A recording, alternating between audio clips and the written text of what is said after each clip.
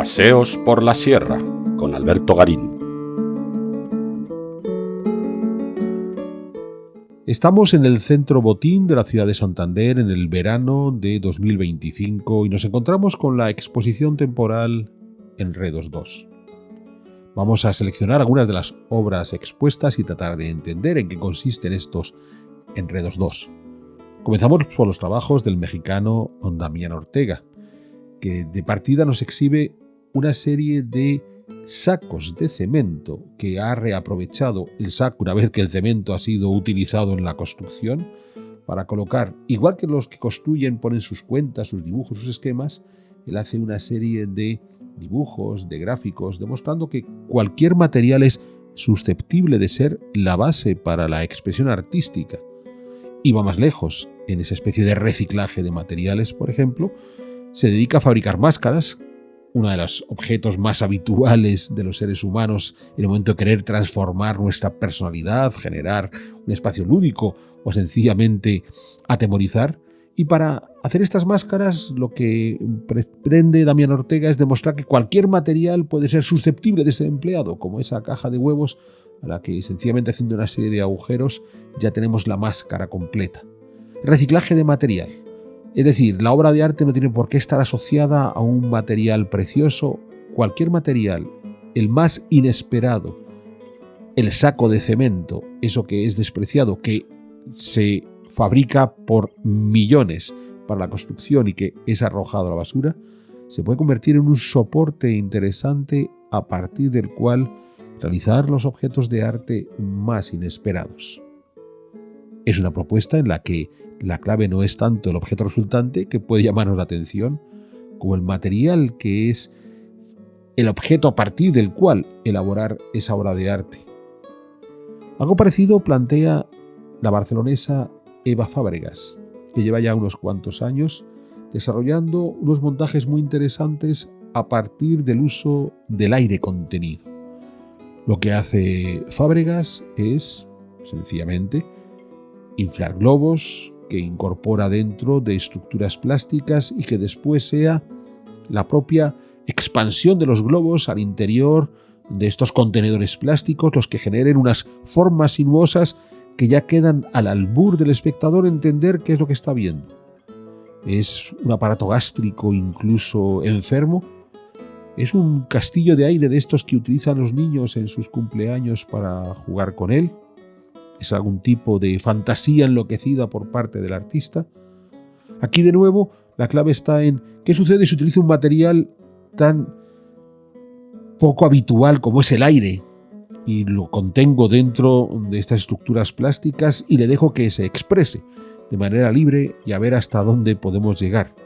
El resultado está en estas composiciones de no fácil comprensión, salvo que, insisto, el espectador entienda que lo que se le está pidiendo sobre todo es que se deje llevar por su imaginación.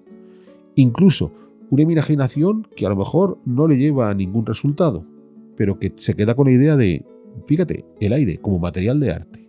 Qué inesperado.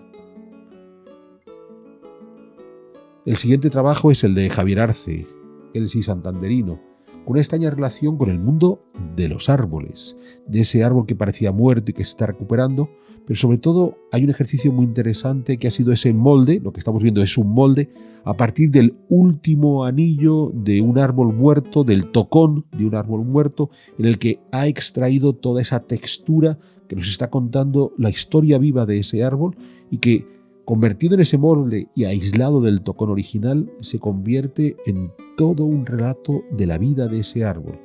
Podríamos hacer una película, un vídeo, una novela para contar la vida de ese árbol, o nos podemos quedar con la última capa, la que nos está contando cómo fue creciendo, cómo se fue desarrollando y al final a qué resultado ha llegado. Indudablemente quedarnos solo con el tocón resulta un tanto extraño, pero es una forma de entender que ahí está el último capítulo y que a partir de ese último capítulo podemos recrear toda la vida previa de ese árbol. Pocas veces una obra tan efímera como sencillamente ese ligerísimo molde del último anillo del árbol nos puede contar tanto. Pero es que esta obsesión de los árboles que tiene Arce le ha llevado a generar bastidores a partir de cortezas de diferentes árboles. Extrae esa corteza, le coloca por encima el lienzo, pero el lienzo es un lienzo rugoso, no es el lienzo liso que habitualmente encontramos en los cuadros. Y esas rugosidades después las da color, las da de una forma otro tipo de vida. Es otra forma de contarnos la vida de los árboles. Ese árbol que ha generado esa rugosidad, cuando le quiero hacer hablar, ¿cuál es el resultado? ¿Qué es lo que me está comunicando? ¿Hasta qué punto soy capaz de entender ese árbol? Nos puede parecer una forma extraña de relacionarnos con la naturaleza, pero a la larga todos terminamos por enfrentarnos a la naturaleza y tratamos de entender qué es lo que ha sucedido en nuestro entorno. Bueno, Arce va un poco más lejos, porque convierte a la naturaleza en el soporte de sí misma para poderse contar este tipo de historias. Y el resultado, cuando menos, es un tanto sorprendente. Y llegamos así a las obras de otro artista mexicano, en este caso Jorge Satorre, que tuvo la ocasión en el Museo Barragán de encontrarse una serie de escritos del caricaturista y antropólogo Miguel Covarrubias, y lo que decidió fue extraer todos los dibujos que Covarrubias había hecho y convertirlos en objetos cerámicos. En algunos casos, desde el punto de vista de la antropología, tenemos algunos contenedores cerámicos, algunas ánforas, algunas jarras, y en otros casos son las propias caricaturas que hacía, y entonces lo que vamos a encontrar son pies y manos y alas y estrellas y todo tipo de vicisitudes. Lo va a colocar todo. De alguna manera es como si hubiera descompuesto los cuadernos de Miguel de Covarrubias e invita al espectador a que sea él quien trate de reconstruir toda esa realidad que él ha descompuesto previamente.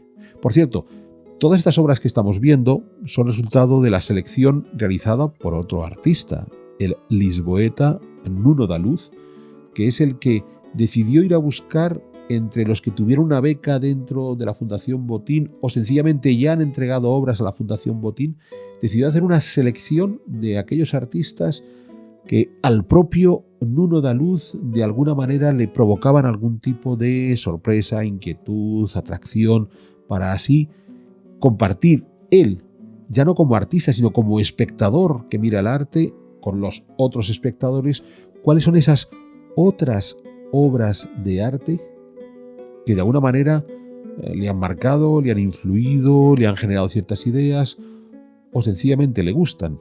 Entonces, esto es lo que le ha llevado, por ejemplo, a hacer esta larga exhibición de todas las cerámicas de Jorge Satorre, con esa idea de la descomposición de lo que Miguel Covarrubias en sus investigaciones había hecho, y de esta forma dejar que sea el espectador el que trate de alguna forma de reconstruir los cuadernos de investigación de Covarrubias o directamente inventar nuevas historias a partir de toda esta panoplia de objetos singulares, objetos antropológicos, partes del cuerpo humano, incluso aquellas cerámicas que el propio Satorre en el momento de su elaboración se le quiebran, se le rompen, también las incluye. Entonces incluye el propio proceso creativo de Satorre enfrentado a la obra de Covarrubias. No quiere excluir nada. Es cierto que esto de introducir el proceso creativo es una cosa muy propia del arte contemporáneo y a la larga es lo que más puede chocar a buena parte de los espectadores que quieren ver la obra final